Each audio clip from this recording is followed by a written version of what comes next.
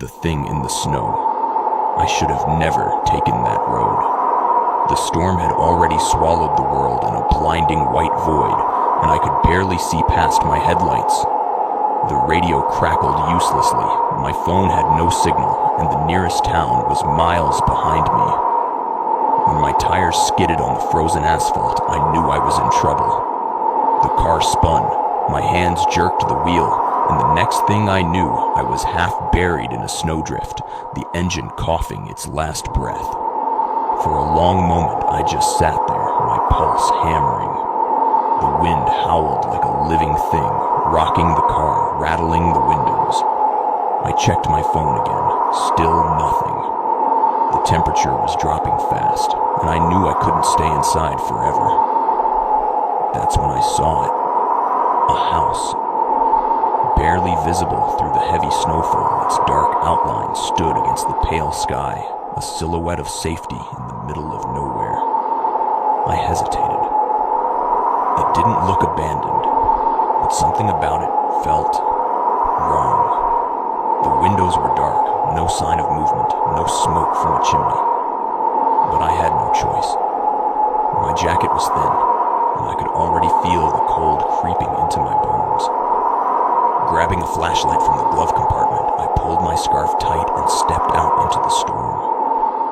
Each step was a battle against the wind, my boots sinking deep into the snow. I glanced behind me once, my car already disappearing beneath a fresh layer of white.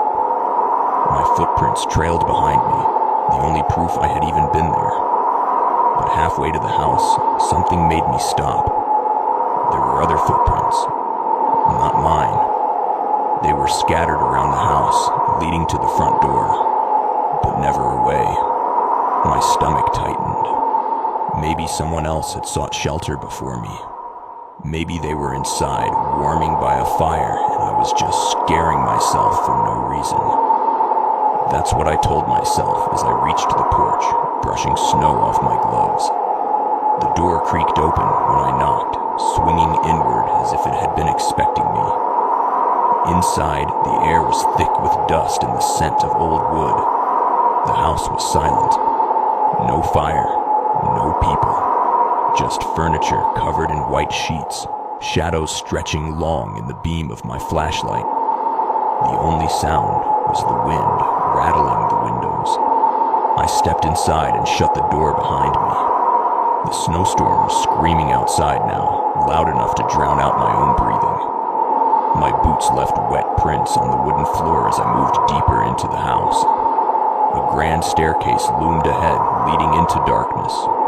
Doors lined the hallway, some ajar, revealing glimpses of empty rooms frozen in time.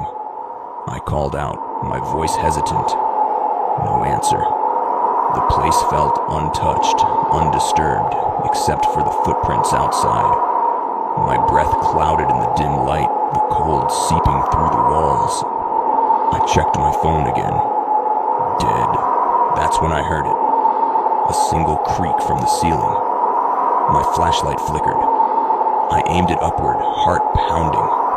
The sound had come from above me, the second floor. The house had been dead silent until now, but that noise, it had been deliberate, like a footstep. I wanted to leave. Every instinct in my body screamed at me to run back into the storm, risk the cold, try to find my car again. But my legs didn't move. Something about the way the darkness stretched down the hallway, the way the silence seemed to listen, held me in place.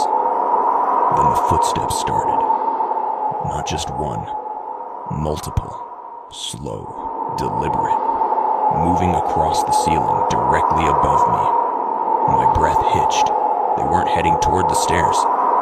They were circling, right above where I stood. I took a step back.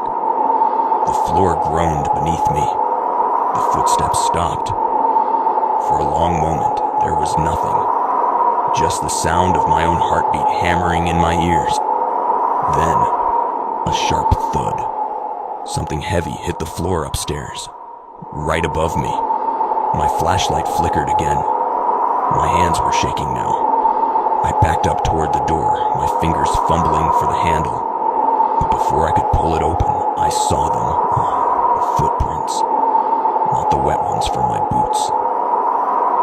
appearing in real time, inching toward me across the wooden floor, pressing into the dust one by one. Bare footprints. They stopped a few feet away. My throat closed up. I couldn't breathe.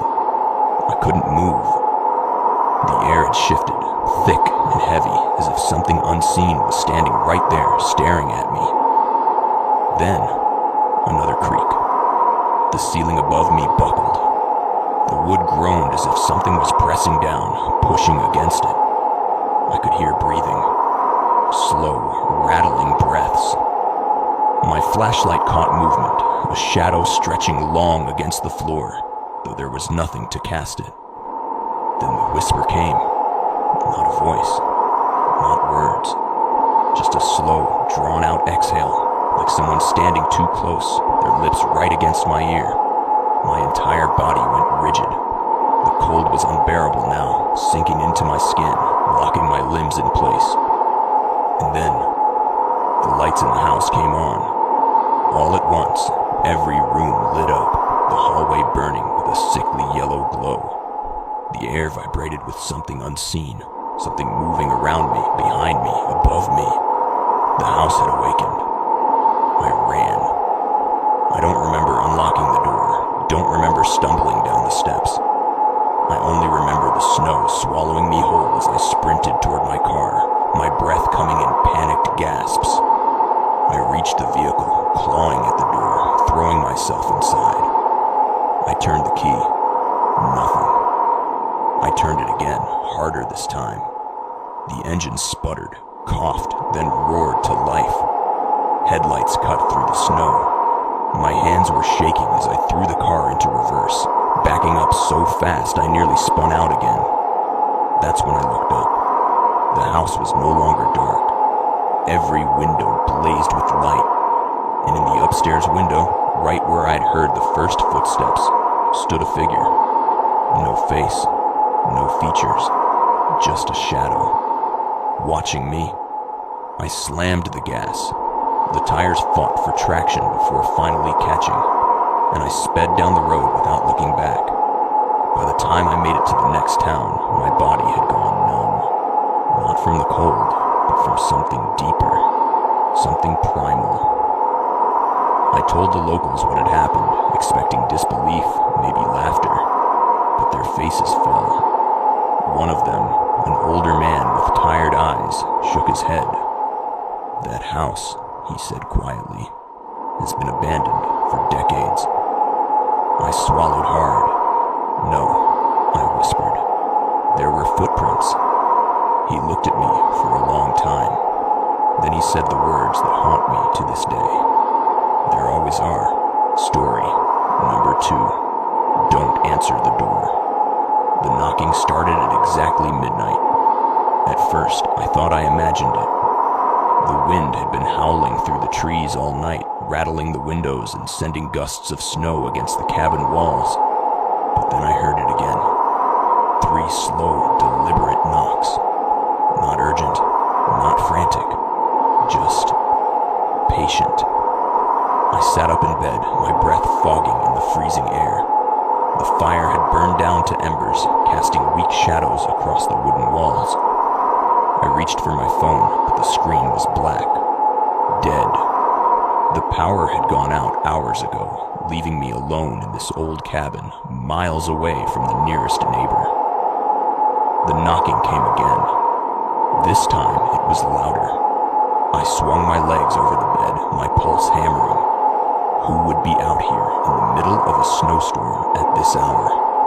My mind raced through possibilities. A lost traveler? Someone stranded in the cold? But if that were the case, wouldn't they be calling out for help? Begging to be let in?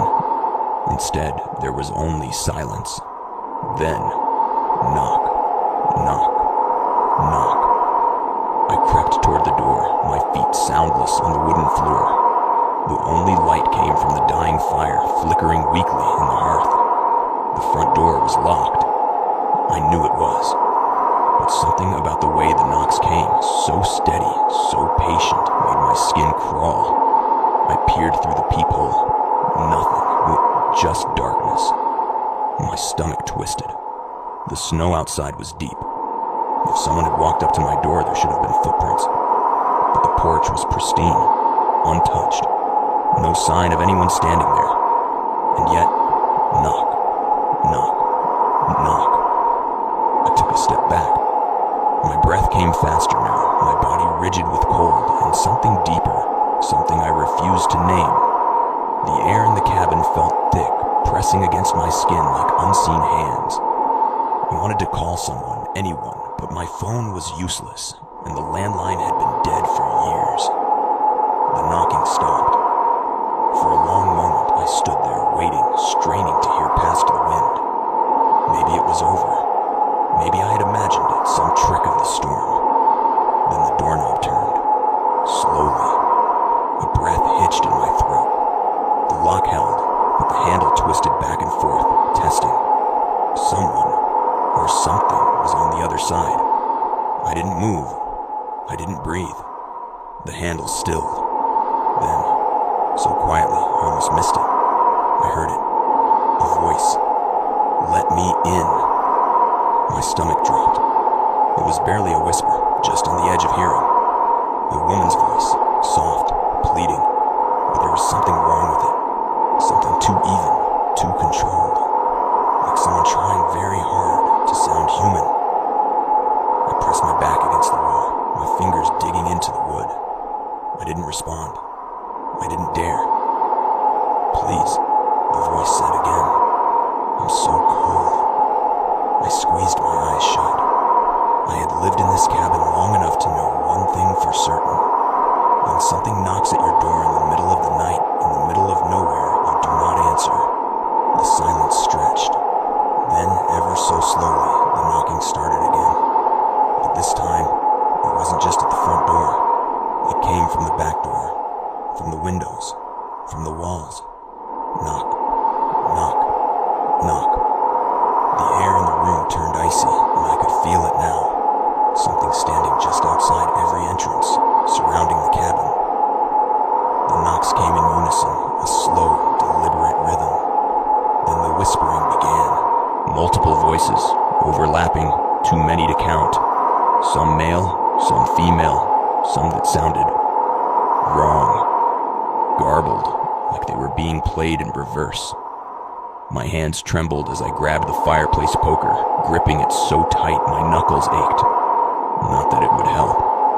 The whispers stopped. Then came the laughter. A low, breathy chuckle right next to my ear. I spun, swinging the poker blindly. The room was empty, but the laughter continued, now at the window, at the door, circling me. They were inside. I stumbled back, my pulse pounding. My own breath came in ragged gasps, white puffs in the freezing air. My mind screamed at me to run, but there was nowhere to go. The storm outside was relentless, an endless wall of white. A soft thud echoed behind me. I turned, and my heart nearly stopped. The footprints. Wet, bare footprints trailed across the floor, leading from the front door to the center of the room, leading right to me. But the door had never opened. I felt it before I saw it. A presence, heavy, cold, standing inches away. My breath hitched, every muscle in my body locking in place. Then finally, the whisper came again, right against my ear. Why won't you let me in? I snapped. I bolted for the door, unlocking it in a panic, throwing it open, desperate to escape. The storm howled outside, blinding me with snow. But there was no one there. Just my footprints, and another set leading away from the porch. I slammed the door shut, locking it, barricading myself inside. I didn't sleep that night. I sat by the fire, poker in hand, waiting for the sun. When morning came, I dared to step outside. The snow had covered most of the tracks, but I could still see the last few leading away from the cabin, disappearing into the trees. But they didn't fade like normal footprints. They stopped, abruptly, as if whoever had been there simply vanished. I never stayed in that cabin again. I packed my things and left, leaving the place behind, hoping to forget. But some nights, when the wind howls just right, I swear I can still hear it. The knocking, waiting for me to answer. Story number 3. The Frozen Ones. They told us not to go there. Everyone in town had the same warning. Stay away from the old asylum on the hill, especially in winter, especially at night. But we were young and stupid, and when the first heavy snowfall of the season came, blanketing everything in white, we decided it was the perfect time to do the one thing everyone said we shouldn't. It was supposed to be just a dare, something to pass the time in our boring little town. The asylum had been abandoned for decades, its windows shattered, its walls cracking under years of neglect. But inside, people said, the Frozen Ones waited. We laughed at the stories. They sounded ridiculous. Supposedly, the last patients had all died in the cold, their bodies frozen in place, standing like statues in the halls. Some claimed their spirits were trapped there, forever stuck in the moment of their deaths, unable to move. Others said the bodies were still inside, untouched by time, standing in the dark. We wanted to prove the stories wrong. The 5 of us made our way up the hill, the wind biting through our jackets, snow crunching beneath our boots. The asylum loomed ahead, a skeletal shadow against the white sky. Its doors hung open, yawning like a mouth ready to swallow us whole. Inside, it was colder than outside. The air was heavy, thick with the scent of dust and something stale. Something rotten. Our breath fogged in front of us as we stepped deeper into the darkness, flashlights sweeping across peeling walls and rusted gurneys. Then we saw them. Lining the hallway, standing in perfect rows, were the figures. At first, we thought they were mannequins. They were stiff, unmoving, their faces twisted in expressions of silent agony. But as we got closer, the realization hit us like a punch to the gut. They weren't mannequins. They were people. Their skin was pale, waxy, and their eyes, oh God, their eyes were open, glassy, frozen over, but not lifeless, like they could see us, like they knew we were there. My stomach turned. No one spoke. No one moved. We just stood there, our flashlights casting long shadows across their unmoving faces. Then from somewhere deep in the asylum, we heard it. A whisper. We turned as one, our breath catching in our throats. The sound was distant but growing louder, moving toward us, circling us. The frozen figures remained still, their dead eyes staring straight ahead. Then one of them shifted. It was slight, just the twitch of a finger. A blink. Barely noticeable, but we all saw it. Panic hit like a tidal wave. Someone grabbed my arm. Someone else muttered a curse under their breath. We needed to leave. Now, but the hallway was longer than before. The entrance, just a few steps behind us moments ago, had stretched into darkness. The wall seemed closer, pressing in, the figures standing taller, their frozen expressions twisting into something else. Something hungry. The whispering turned into a low hum, vibrating through the air, through our bones. I could feel it in my chest, deep and cold, like ice spreading through my veins. My breath hitched. My feet wouldn't move. Then the lights flickered. For less than a second, everything went dark. When the lights returned, the frozen figures had moved. They were closer. They weren't lined up anymore. They were surrounding us. Their heads were tilted, their mouths slightly open, as if they were trying to speak. My heartbeat pounded in my ears. Someone screamed. Someone ran. The moment their footsteps hit the ground, the whispering stopped, and the frozen ones turned their heads. All at once. I couldn't breathe. I couldn't think. All I knew was that we had to run. I grabbed my friend's sleeve and yanked. The others bolted with us, our footsteps echoing as we tore down the endless hallway. The walls blurred, the figures reaching, their movements slow, stiff, like thawing corpses waking up for the first time. The exit. Where was the exit? The door should have been right there, but the asylum had changed. It didn't want us to leave. A sharp, inhuman screech shattered the air. I turned just in time to see one of them lurch forward, its frozen limbs cracking like ice breaking apart. It shouldn't have been able to move like that. Another scream. The hallway twisted. The floor seemed to shift beneath us. Then suddenly, there it was. The entrance.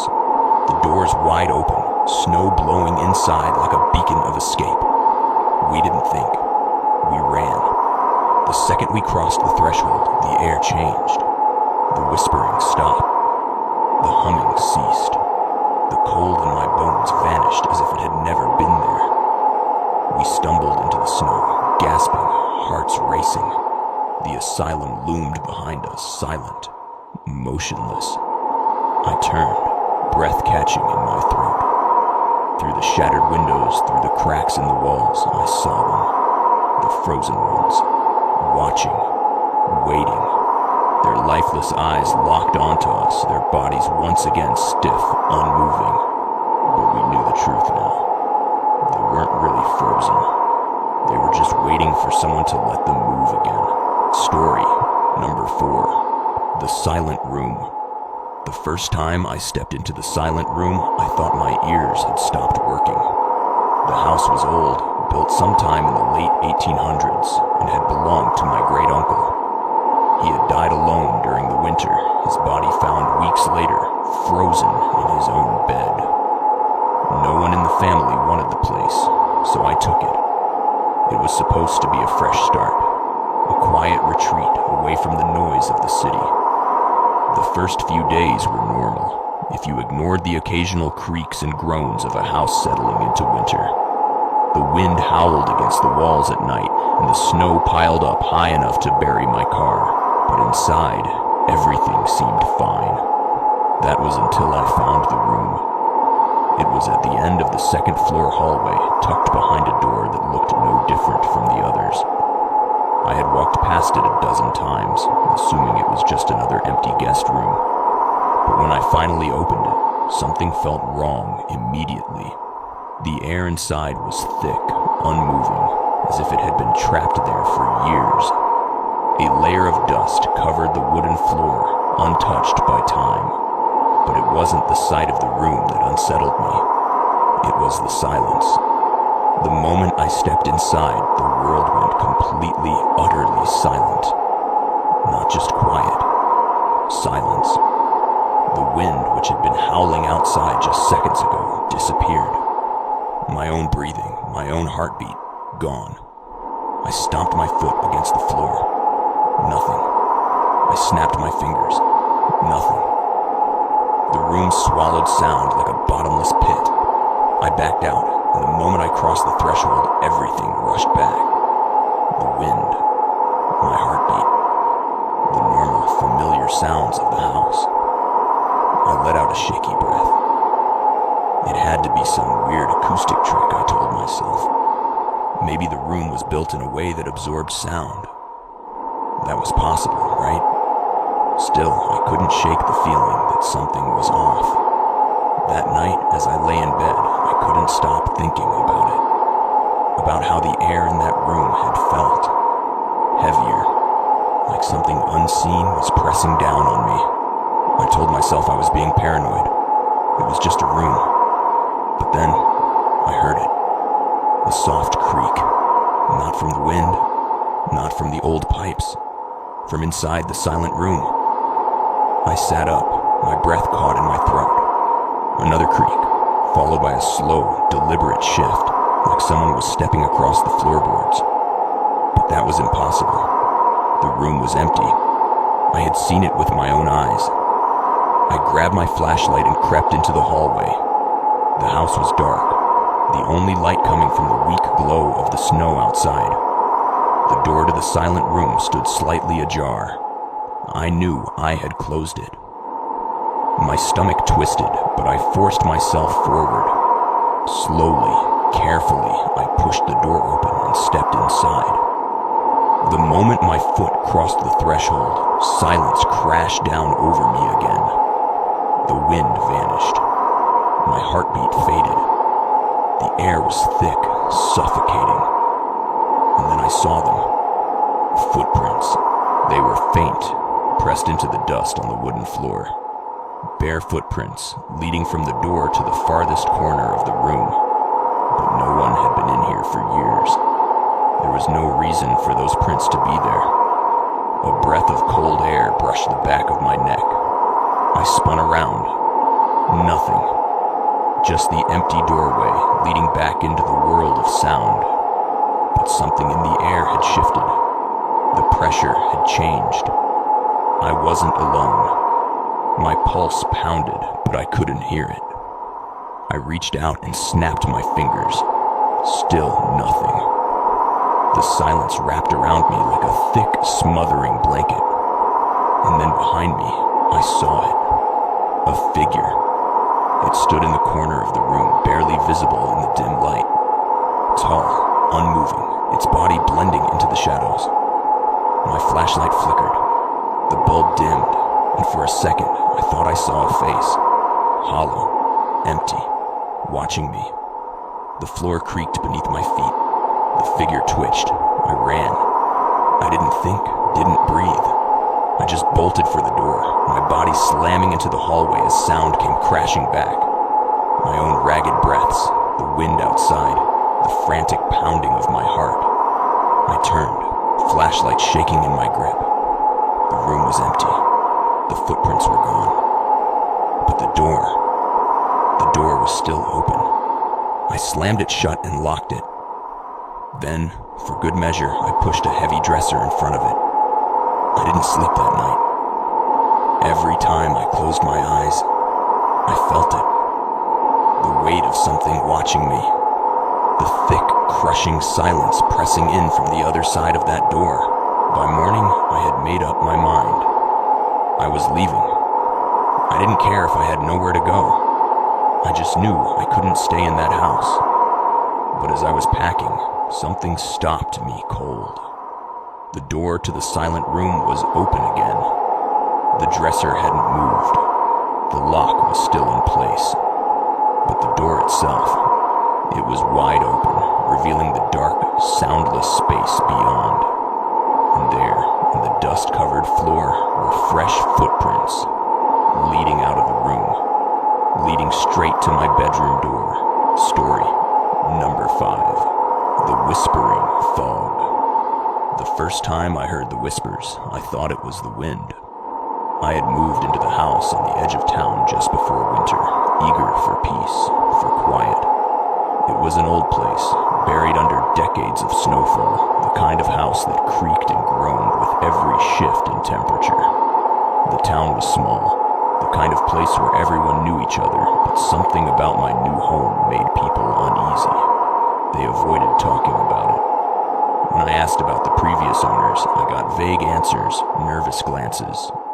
One old man told me, "Just keep your windows locked at night." I laughed it off at the time. Then the fog came, thick, rolling in like something alive, swallowing the street, the trees, the sky. It always came at night. By the time the clock struck 3, the world outside would disappear into a swirling white abyss. At first, I didn't think much of it. Winter brought strange weather after all. But then, one night, as I stood by my bedroom window, watching the fog creep through the trees, I heard it. A voice. At first, it was faint, barely a whisper. My name, stretched out, carried on the wind. I told myself I was imagining it. But then it came again. Closer. Clearer. I shut the window and locked it. The next night it returned. The fog slithered in at exactly the same time, a thick, suffocating wall of white. The whispering started almost immediately. At first, it was distant, coming from somewhere beyond the trees. Then it was at the edge of my yard. Then it was under my window. It wasn't just one voice. It was many. Male, female, old, young. Some were urgent, pleading. Others were amused, almost laughing. But they all said the same thing. They called my name. I stopped looking outside after that. Stopped standing near the windows once the fog rolled in. But it didn't matter. The voices knew I was inside. They knew I was listening. One night I made a mistake. I had fallen asleep on the couch, the fire burning low, my back to the window. The whispering woke me up. It was louder this time, pressing against the glass like 1,000 unseen mouths speaking at once.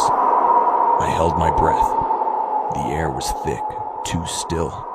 The fire barely flickered. Then, 3 knocks at the window. I turned slowly. The fog was so dense I could barely see past the glass. But there, just beyond the swirling white, was a figure.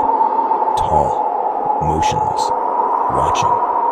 It had no face, no features, just a dark shape standing in the mist. I couldn't move. My body had locked up completely, my breath coming in shallow gasps. The whispers grew louder. Then, the figure pressed its hand against the window. Number. Not a hand. A mouth. A perfect imprint of lips pressing against the glass from the outside as if it were trying to whisper directly into my ear. The fog curled around it, shifting, almost forming more shapes, more mouths, more faces. I ran. I locked every door, every window, every crack that might let the fog seep in. I sat in the middle of my living room, gripping a fireplace poker, listening as the whispering continued. It didn't stop. Not until dawn. The next morning, I found something on my window. The imprint was still there. Not condensation. Not frost. A stain. A perfect, smeared outline of lips burned into the glass. I should have left then, but I didn't. The next night, the whispers came again. This time, they were inside the house. I woke to the sound of breathing. Slow, steady, coming from the foot of my bed. The fog was inside, swirling at the edges of the room. My blankets felt damp, heavy, as if they had been left out in the cold for hours. I didn't move, didn't breathe. Then from right beside my ear, a whisper. I see you. I bolted upright, my heart nearly stopping. The room was empty. The whispering was gone. But the air was thick with something unseen. Something wrong. I didn't sleep after that. I stayed awake until morning, gripping the fireplace poker like a lifeline. That was the last night I spent in the house, because the next day I found footprints in the snow, leading up to my window, and none leading away. Story number 6. The Snowman's Eyes. I was 8 years old when I built the snowman. It was the worst winter our town had seen in years.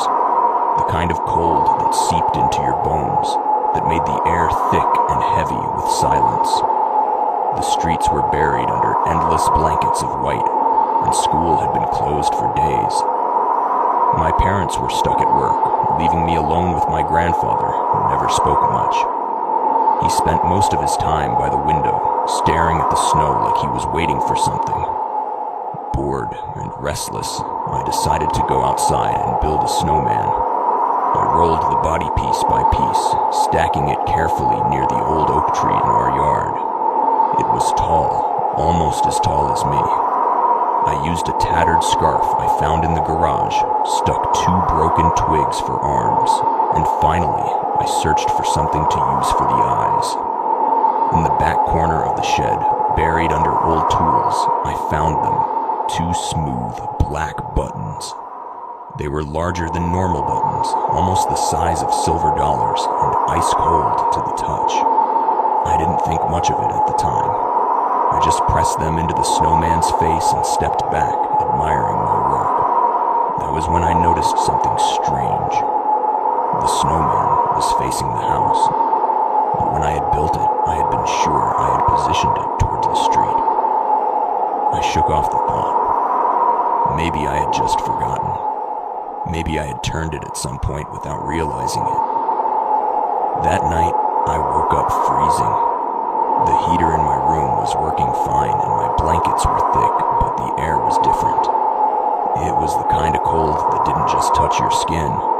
It sank deeper into your chest, your bones.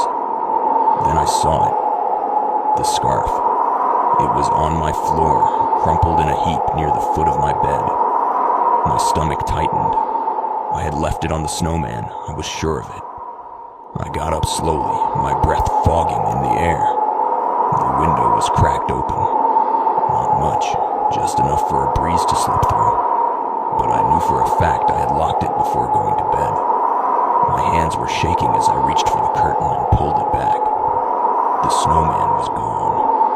I stared at the empty space in the yard, my heart beat a slow, dull thud in my ears. The wind had picked up, sending flurries across the untouched snow. No footprints, no sign that anything had ever been there. I shut the window and crawled back into bed, pulling the blankets up to my chin. I told myself I had imagined it, that maybe the wind had knocked it over or the snow had swallowed it. But deep down, I knew something was wrong. The next morning, I didn't mention it to my grandfather. I didn't tell him about the scarf, or the window, or the empty space where my snowman had been. He wouldn't have believed me anyway. But then I saw them. The buttons. They were sitting on my windowsill, neatly placed, like someone had left them there on purpose. I ran downstairs, my heart pounding, my throat dry. My grandfather was in the kitchen, stirring his tea with slow, careful movements. When I burst in, breathless and shaking, he finally looked up. "What's wrong?" he asked. "The snowman," I whispered. "It's gone." He put his spoon down. His expression didn't change, but something flickered in his eyes. Something I didn't understand then. Something close to fear. He stood up and walked to the window, pulling back the curtain. He stared outside for a long time, his shoulders stiff, his hands gripping the fabric too tightly. Finally, he turned to me. "Did you take anything from the shed?" I hesitated. "Just the buttons." His face went pale.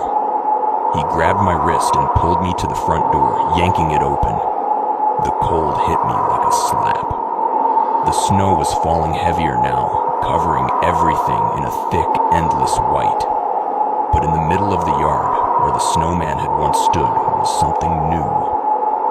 Footprints.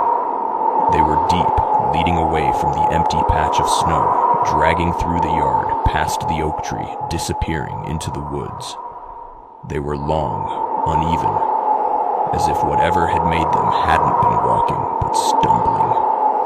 My grandfather let go of my wrist. His breath was shaky. "Go inside," he muttered. "But now." I did as he said. I sat on the couch, staring at my hands, trying to make sense of what I had seen. When he came back inside, his boots were covered in snow, and his face was grim. He didn't say anything. He just went to the fireplace and threw the buttons in. I watched them burn. The flames turned blue for a split second before swallowing them completely. That night, I heard the knocking. Soft, slow, deliberate. I pulled my blankets over my head, squeezing my eyes shut. The wind outside howled, but beneath it, I could hear something else. A whisper. A slow, dragging sound, like something heavy moving through the snow. I didn't sleep. By morning, the footprints were gone. The snow had erased them, smoothing over the yard as if nothing had ever been there. My grandfather never spoke about it again, and neither did I. Years later, after he passed, I found an old journal hidden in the attic. The pages were yellowed, filled with scribbled handwriting. Most of it didn't make sense, but one passage stood out. "They come with the snow," it read. "They take what they are given, but they always want more." I don't build snowmen anymore. Story number 7. The footsteps on the ceiling. The first night I heard the footsteps, I thought it was just the house settling. It was an old place, built long before my time, its wooden frame groaning under the weight of years. My uncle had left it to me after he passed, and with nowhere else to go, I moved in. The snow had already started falling by then, thick and endless, swallowing the town in an eerie white silence. The first few days were uneventful. The house was cold, the pipes moaned in protest every time I turned on the faucet, and the wind rattled the windows at night. But it was nothing I couldn't handle. Then came the footsteps. It was past midnight when I first heard them. Slow, deliberate, moving directly above me. I was in the living room, half asleep on the couch, when the sound pulled me back to consciousness. I frowned, staring at the ceiling. There was no second floor, just the attic. I sat up, listening. The steps moved across the ceiling, heavy and unhurried, as if someone was walking barefoot on the wooden beams above. I felt a prickle of unease crawl up my spine. Rats, I told myself. Maybe a raccoon. The attic had been locked when I moved in. I hadn't even gone up there yet. Still, the sound made my stomach twist. It wasn't skittering. It wasn't the frantic scurry of small animals. It was footsteps. I forced myself to stand, grabbed a flashlight, and climbed the attic stairs. The air grew colder with each step, my breath fogging in front of me. At the top, I hesitated, hand hovering over the latch. Then the footsteps stopped, just like that. I exhaled, forcing a laugh. My mind was playing tricks on me. I turned back, deciding to check in the morning. But as I stepped onto the stairs, a creak directly behind me. I spun around, heart slamming against my ribs, shining the flashlight into the attic. Nothing. Just dust and forgotten furniture. But the air had changed. It felt occupied. I shut the attic door and locked it. The next night, the footsteps returned. This time, they didn't stop at the attic. I was lying in bed when I heard them again. Slow, steady movements above me, pressing into the wood. My chest tightened as I stared at the ceiling. Then, to my horror, the footsteps shifted, moving down the walls. I couldn't move, couldn't breathe. The sound was impossible, but it was happening. The footsteps crept lower, inching toward the floor until they reached my bedroom door.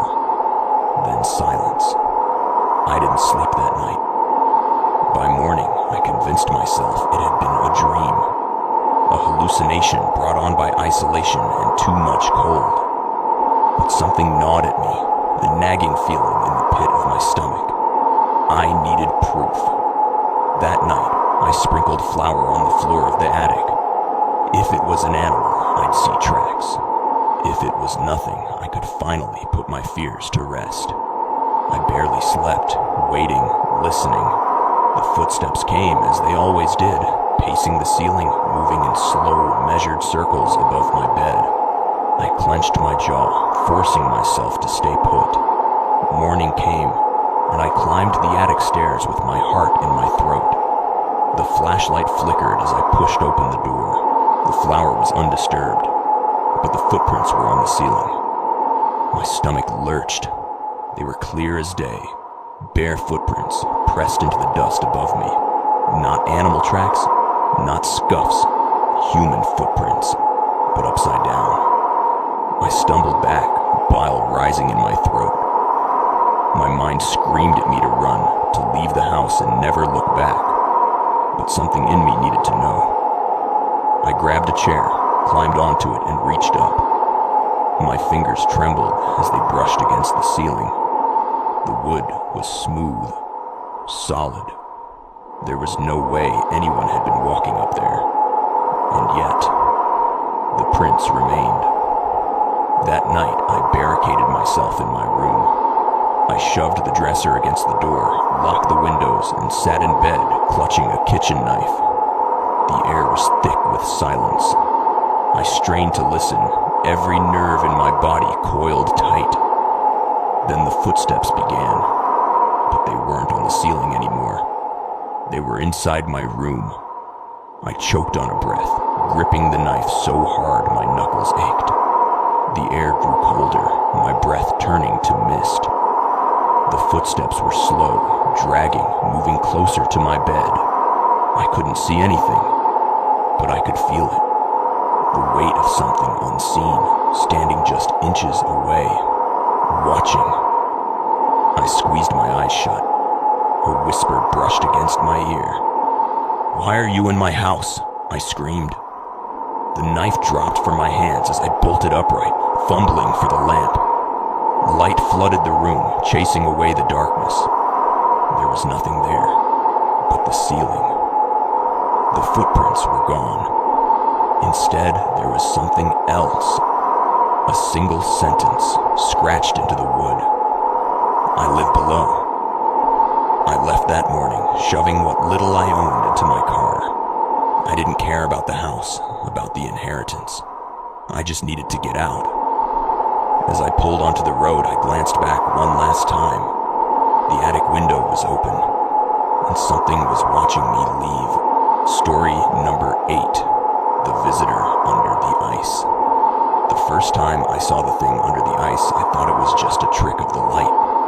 The lake behind my family's old cabin had always unsettled me. Even as a kid, I never liked how still it was in winter, how the frozen surface never seemed to crack like other lakes did.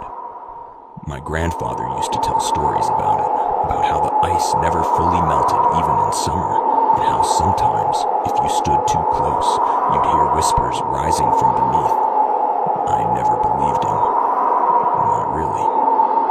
But then, last winter, when I returned to the cabin alone, I finally understood what he meant. The snowstorm had cut me off from town, trapping me in the cabin for the night. The wind rattled the windows, and the fire barely fought off the cold that seeped through the old wooden walls. I had spent the evening reading, ignoring the groaning noises the cabin made, the way the air felt heavier the longer I stayed. At some point, I glanced out the back window toward the frozen lake. The moonlight made the ice glow, an endless sheet of pale blue stretching into the trees. And that's when I saw it. A shape. Beneath the ice. I frowned, leaning closer. It was faint, blurred by the thick frost, but it was there. Something dark, motionless just below the surface. It almost looked like a person. A chill crawled up my spine, and I shook my head. My mind was playing tricks on me. The storm, the isolation, it was making me see things. But as I turned away, something shifted. The shape moved. I froze, my breath caught in my throat. I wasn't imagining it. It was shifting under the ice, slowly, like it was turning over. I swallowed hard, pressing my forehead against the cold glass. And then it opened its eyes. I stumbled back, my heart slamming against my ribs. The thing under the ice was looking at me. 2 black, hollow eyes, deep and empty, staring straight into mine. My hands shook, my breath coming in sharp gasps. Then it started rising. The ice didn't break, it didn't crack, but the figure was moving, floating closer to the surface, its face stretching into something unnatural, something wrong. I ran. I don't know why, but I grabbed my jacket and boots, yanking them on with shaking hands. Every instinct screamed at me to leave, to run as far from that lake as possible.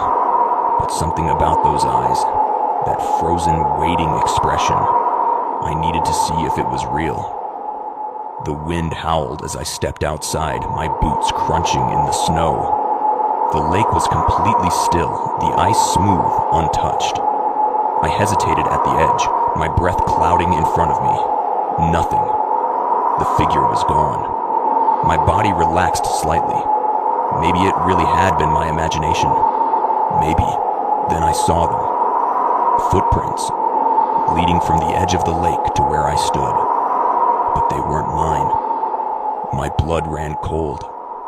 The steps were deep, imprinted in the snow, but they didn't lead away from the lake. They led out of it. I turned to run. Something grabbed my ankle. I hit the ground hard, the cold knocking the air from my lungs. My vision blurred, my pulse hammering in my ears.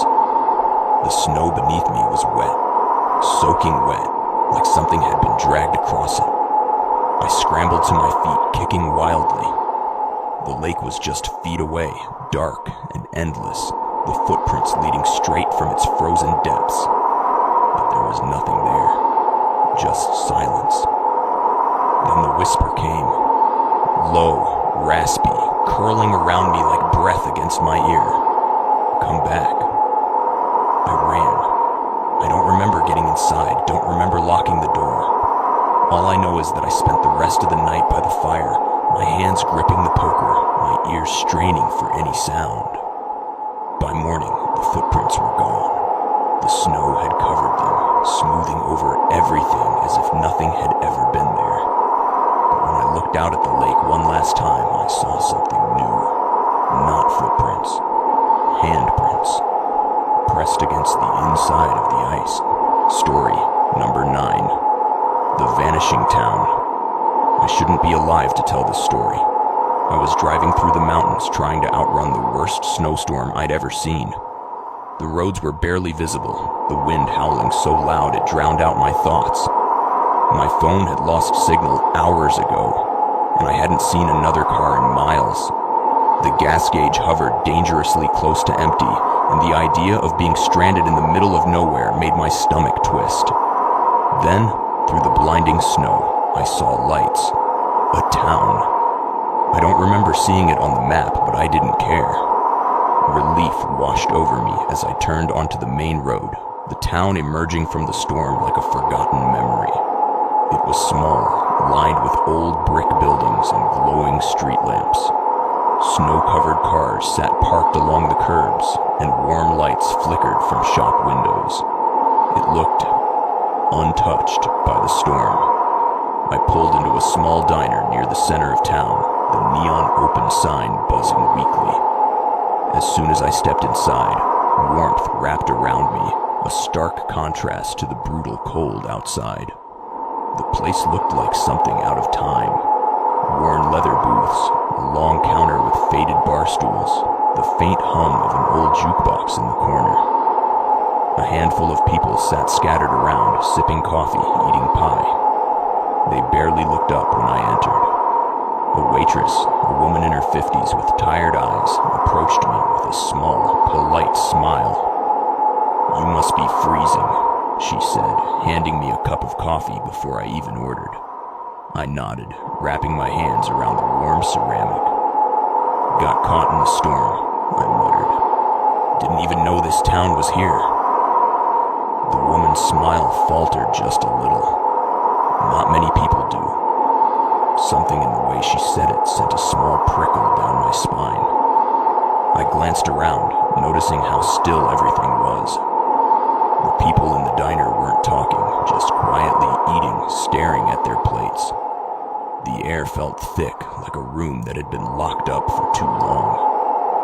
I cleared my throat. "Is there a motel around here? Somewhere I can stay the night?" The waitress hesitated. "There's a place down the road," she said, voice softer now. "Just don't go out after midnight." I frowned. "Why?" She opened her mouth, then closed it, shaking her head. "Storm gets worse. Best to stay inside." I didn't push. I was too tired, too cold. I finished my coffee, left a few crumpled bills on the counter, and made my way to the motel. It was small, just 6 rooms lined up in a row, the office barely more than a shed. The old man at the front desk barely looked at me as he slid the key across the counter. "Checkouts at sunrise," he muttered. I nodded, too exhausted to care. The room was basic. Bed, nightstand, tiny TV that flickered between static and an old black and white movie. I pulled off my boots, stretched out on the bed, and let the exhaustion take over. Sometime later, I woke up. Something wasn't right. The air was still. Too still. The heater had stopped working and the room was ice cold.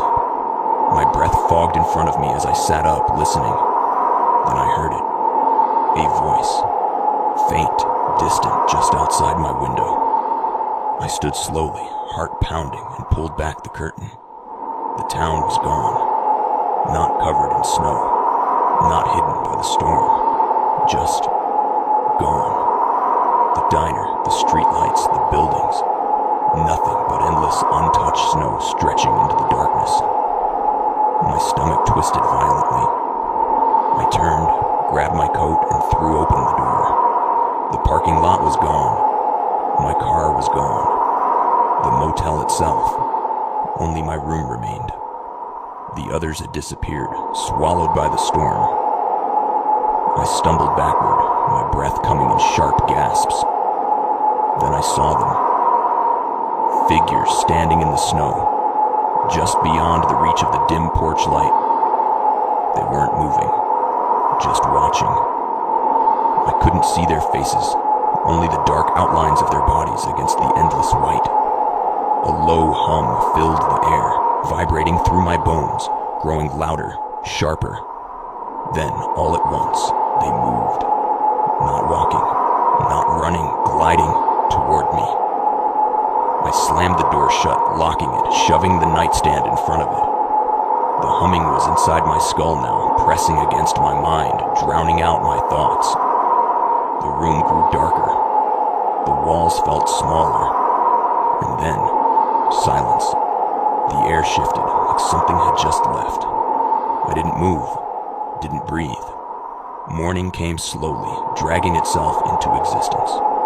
When the first light touched the window, I finally dared to look outside. The town was back. The buildings, the street, the diner, as if nothing had happened. But the snow was untouched. No footprints, no tire tracks, like I had been the only person there. I left without checking out, without stopping for coffee, without looking back. I drove for hours until I reached the next town, nearly crashing into a gas station in my desperation to see another human face. The clerk looked up as I stumbled inside, panting, wild-eyed. "Where'd you come from?" he asked. I licked my lips, still shaking. Small town, back on Highway 14. The clerk's face went blank. "There ain't no town on Highway 14. I started to argue, to insist, but then I saw the look in his eyes. I wasn't the first person to say that. And I wouldn't be the last. Story number 10. The Smiling Reflection. I was brushing my teeth when I first noticed it. At first it was nothing. Just my reflection staring back at me, tired and pale under the dim bathroom light. The winter cold had been brutal that year, and the pipes groaned whenever I turned on the faucet. I had been staying at my grandmother's old house for a week, looking after it while she was in the hospital. The place had always felt a little off to me, but I chalked it up to childhood fears. I spat into the sink and reached for the towel. When I looked up, my reflection was still brushing its teeth. My breath caught in my throat. It lasted less than a second, just a flicker of wrongness. But I saw it. My own face, lagging behind like a bad video, mouth moving when I was already still. I took a step back, my heart pounding. Maybe I was tired. Maybe it was a trick of the dim light. The mirror was old, slightly warped, the glass fogging at the edges. I turned off the light and left the bathroom. That night, I barely slept. The wind howled against the house, rattling the windows, seeping through the cracks. I pulled the blankets tighter around me, but no matter how much I tried to relax, I couldn't shake the feeling that something was watching me. The next morning, I avoided the bathroom mirror altogether. I splashed water on my face without looking up, refusing to acknowledge the feeling creeping up my spine. But as I turned to leave, something caught my eye. The mirror was smudged. Not with fingerprints, not with dust, with breath. Like someone had been standing too close, breathing heavily against the glass. I swallowed hard, wiping it away with a shaking hand. The reflection looked normal. It looked like me, but I still felt watched. That night I dreamed of mirrors. Endless, stretching mirrors filling the walls of a long, dark hallway. In them, my reflection stood, waiting, smiling. I woke up drenched in sweat, the room freezing cold. The wind was still howling, but something felt different. The air was heavier, pressing against my skin. My breath came fast, uneven.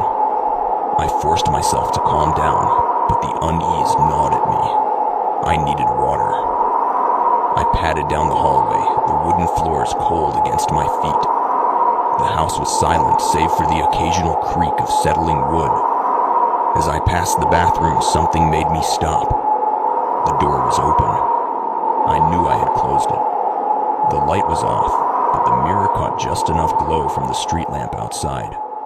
My reflection was barely visible, just a faint outline in the darkness. Then it moved. Not a trick of the light, not a delayed reaction. It moved before I did. I sucked in a sharp breath, my body frozen. The figure in the mirror took a slow step forward, out of sync with me. My hands trembled at my sides. Then it smiled. Not my smile. Not forced. Not natural. A wide, unnatural grin stretching too far, teeth too white, lips curling at the edges like something imitating human expression. I stumbled back, my heart slamming against my ribs. The reflection's head tilted slightly, watching me, waiting. I ran. I don't remember reaching my bedroom, don't remember slamming the door shut. I just knew I couldn't look, couldn't see it again. The next morning, the mirror was normal. No smile, no wrong movements. But the breath marks were back. And this time, they weren't just on the glass. They were on my bedroom window, too. From the inside, story number 11, The House That Waits. They told me never to go near the old house on the hill. Every winter, when the snow buried the roads and the wind howled through the valley, the warnings returned. My grandfather was the first to say it, his voice low, his gaze distant. That house waits, he told me once, and it doesn't forget who steps inside. I thought it was just an old man's story, the kind meant to scare children away from trouble. But deep down, I knew the house was different. It wasn't abandoned like the others. It wasn't crumbling or boarded up. It stood there, watching, the windows dark and waiting. One night, when the storm was at its worst, I made the mistake of going inside. I had been driving home from a friend's place when the blizzard swallowed the road. The snow was thick, the wind so strong I could barely see past my headlights. My car struggled against the ice, the tires skidding with every turn. Then, without warning, the engine sputtered and died. Panic set in. The storm was relentless and the cold was already creeping into my bones. My phone had no signal and the nearest town was miles away. Then I saw it. The house. It stood at the top of the hill, untouched by the storm, its dark roof barely dusted with snow. I didn't think. I just ran. My boots sank into the snow with every step, the wind tearing at my jacket. The house loomed larger with each stride, its front door slightly ajar as if it had been left open just for me. The moment I stepped inside, the storm vanished. Not just the wind, not just the snow. Everything. The world outside was gone, replaced by a suffocating silence. The air was thick, heavy with something unseen. The house smelled of old wood and dust, but underneath there was something else. Something rotten. I turned to leave. The door was gone. Not closed. Gone. My breath hitched. The hallway stretched ahead, too long, too dark. The flickering chandelier above cast weak, sickly light against the walls, making the shadows move in ways they shouldn't. A whisper slid through the air. I spun around, my pulse hammering. The house was empty, but I wasn't alone. Somewhere in the darkness, something was waiting. I forced myself forward, my boots echoing against the wooden floor. The air grew colder with every step. Doors lined the hallway, each identical, each slightly ajar. Then from one of them, a creak. Slow, deliberate, like someone shifting their weight just beyond the threshold. I held my breath. My fingers trembled as I reached for the nearest doorknob. The whispering grew louder. I pushed the door open. The room was empty, at least at first. Then I saw them. The footprints, pressed into the dust-covered floor, leading from the doorway to the center of the room. But no one was there. A sharp chill crawled up my spine. The whispers had stopped. The air felt wrong. Then from behind me, the floor creaked. I turned slowly, every muscle in my body locking in place. There at the end of the hallway stood a figure, tall, motionless, featureless, its head tilted, almost curious. Then, all at once, the doors slammed shut. I ran. I don't remember how I got to the stairs, only that my feet barely touched the ground. The air around me vibrated with something unseen, something moving just behind me. The house was alive, shifting, warping, trying to keep me inside. As I reached the bottom of the staircase, I saw it. The door. It was back, but it wasn't open. Something stood in front of it, tall, watching, waiting. The air turned heavy, pressing against my chest. The whispering returned, curling around me like fingers in my hair. Stay, it sighed. I lunged forward, my body screaming for escape. The thing at the door didn't move. It just stood there, its head tilting again as if it was amused. I slammed into the door, my hands scrambling for the knob. The whispering grew frantic, urgent.